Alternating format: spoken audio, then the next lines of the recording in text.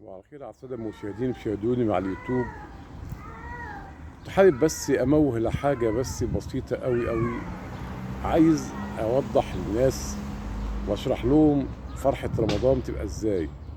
فرحة رمضان تبقى بتلاوة القرآن، بتبقى بالاستغفار، بتبقى بالتراويح، بالتهجد، بالصيام، بالمناسك، بالزكاة، بالصلاة.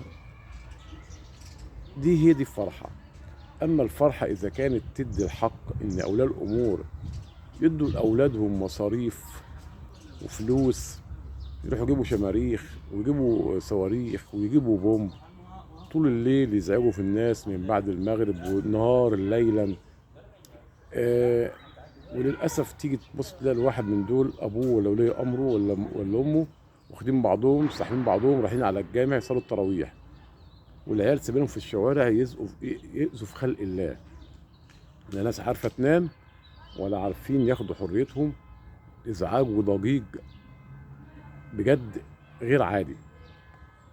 اولياء امور بدات فعلا جالهم ثبات من السلبيه المفرطه، مش قادرين حتى يقولوا لابنائهم او اولادهم حتى عيب كده ما تعملش كده.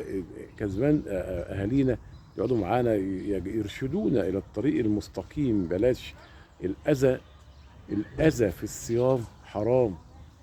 ليه تضروا الناس في قاعدين في بيوتهم في سكناتهم ليه؟ فانا بس حابب اقول لاولياء الامور حاولوا تقوموا بدوركم المنوط في نصائح اولادكم، لان في وشكم وحشه.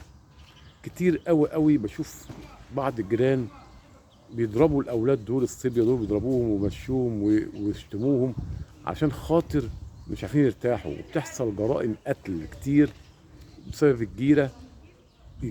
في جيره زايفه، جيرة زائفة يعني حتى بيبقى أهلهم فرحانين لما بيضربوا الصواريخ وبيجيبوا هم نفسهم بيجيبوا صواريخ لأولادهم. أنا بشوفهم بعينيا أولياء أمور وفرحانين عايزين يفرحوا ويقول لك افرحوا. افرحوا إيه؟ تجيب صواريخ لابنك؟ هات له حتى حاجة كويسة يعني يقرأها. هات له كتب، هات له مجلات ثقافية يقراها، ثقف نفسه قصص عن زمان. اما انت كده بتدمره بايدك انت. بيطلع بيورث منك يعني الارث ده ارث للاسف شديد وحش. تزعج الناس بدل ما هو تسيب له ارث انك انت بترشده على الطريق المستقيم، مش طريق اللي هو تجيب له الشمروخ وتجيب له بتاع وتبقى واقف في البلكونه فوق تضحك وتبقى مبسوط. مبسوط على ايه؟ على ايه؟ فرحان على ايه؟ المفروض تحزن على نفسك ان ما عرفتش تربي ابنك التربيه السليمه قال عليها سيدنا النبي صلى الله عليه وسلم انك ما تزعجش جارك. قال لك الجار قبل الدار. في كتير للاسف بعض الجيران ساكنه في المناطق دول لا يستحقوا ان يكونوا جيران في اي حته. جيران بلا رحمه، اولادهم شياطين انس على الارض ماشيين، زواحف ماشيه على الارض تأذي في خلق الله وتضايق الناس الخليقه على الارض. اولياء امور هيتحاسبوا. خلي بالك هتتحاسبوا وهتفتكر انت راح تصلي العشاء وتصلي التراويح والله اكبر وقال الله، وانت سايب ابنك عمال يعربد في الشارع فسادا في الارض. هل انت ربنا هيجزيك خير؟ والله ما تاخد اي ثواب. لما تلاقي جارك مش عارف ينام بسبب ابنك، بسبب كوره جايبها له في نص الليل يلعب بيها او صواريخ، مش قادر تقول له عيب يا ابني. عيب ادخل بقى. خايف تقول له، خايف تقول له عيب. ده يقول لك الناس بتلعب في الشارع زيهم. مش قادر. خد حقك زي ما تربيتوا واهلكم ربوكم. ربوا اولادكم بالتربيه السليمه، التربيه السويه اللي ما فيهاش بغض للناس وازعاج للناس وسايبينه في الشوارع كده سارحين كده لحد الساعه 2 بالليل لعب صواريخ في الشارع وكوره.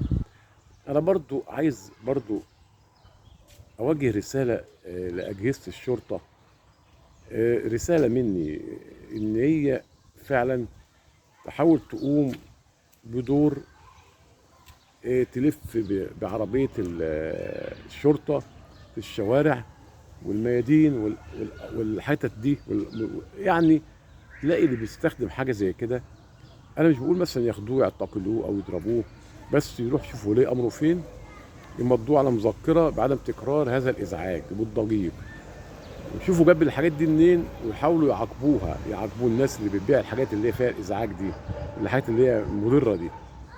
بس ده يعني احنا اجهزه الشرطه بتتعب كتير، واصدقائي كتير من الشرطه وفعلا قايمين على قدم وساق.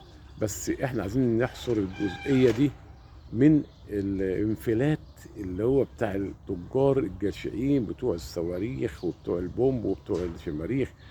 المفروض ما يبيعش واحد عنده 5 سنين راح يجيب صاروخ، ولا واحد تلاقيه كبير شحط كده رايح يجيب لعياله علبة صواريخ عشان خاطر يديها لابنه يزعج الناس طول الليل.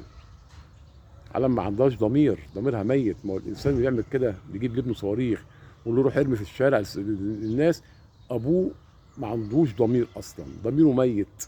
اوعى تقول انت بتصوم لله او صيام لله، والله ما تقبل منك حاجه طول ما انت بتحرض عيالك على الفسق والفجور. في عز رمضان تجيب له الصواريخ وتجيب له البومب وتجيب له الحاجات ويهلله في الشارع طول الليل، ومش قادر تقول له عيب يا ابني، مش قادر تقوم بدورك كأب أو ست تقوم بدور واجبها، تقول لابنها عيب، اختشي اختشي، خش كفايه كده، انت اذيتوا الناس في الشوارع. حافظوا على اولادكم. على فكره بتحصل مشاكل كتير في الشوارع، انا بقراها كل يوم على مصر اليوم واليوم السابع. ناس بتقتل ظلم وتزهق ارواحهم بسبب عيل صغير ده صاروخ او بيلعب كوره. يجي مثلا الجار يقول للجار ده ابنك بيلعب، يقول له ما يلعب. بتحصل فيه تشابك بالعصي وبالاسلحه البيضاء. لسه اول امبارح في حادثه كبيره في رمضان. يا جماعه اتعلموا بقى، يا جماعه حطوا عيالكم تحت عينيكم، دول اولادكم امانه. زي ما انت بتصلي كده وتروح تصلي التراويح وعارف مواعيد التراويح ومواعيد الفطار امتى، وتيجي على الفطار قوي قوي وتيجي على السحور قوي قوي. يعني رشدوا استهلاككم في الفلوس حتى على الاقل يا اخي، عيب. لو عندكم فلوس زياده قوي للصواريخ والبومب والشماريخ حطوها في بيت ربنا، حطوها لواحده يتيمه، واحده ارمله. طبعا انتوا بتجيبوا كده صواريخ لعيالكم والشماريخ كده ما شاء الله فييسه قوي كده. في ناس بتستحق الفلوس دي كلها تدوها لها، ناس غلابه تستحق الفلوس اللي انتوا بتصرفوها على الصواريخ. صواريخ وشماريخ غاليه جدا بتجيبوها لاولادكم، طب ادوها لناس فقيره محتاجاها. بينما انتوا عاملين فشخره في الشوارع كده بالصواريخ وجايبين عليكم صواريخ. بس اشوفكم في حاجه تانيه، وكل سنه وانتم طيبين، وصب على كل الناس اللي بتشاهدني على اليوتيوب وعلى الفيس. كل سنه وانتم طيبين، والى اللقاء في حلقه تانيه مع عاشر اسماعيل.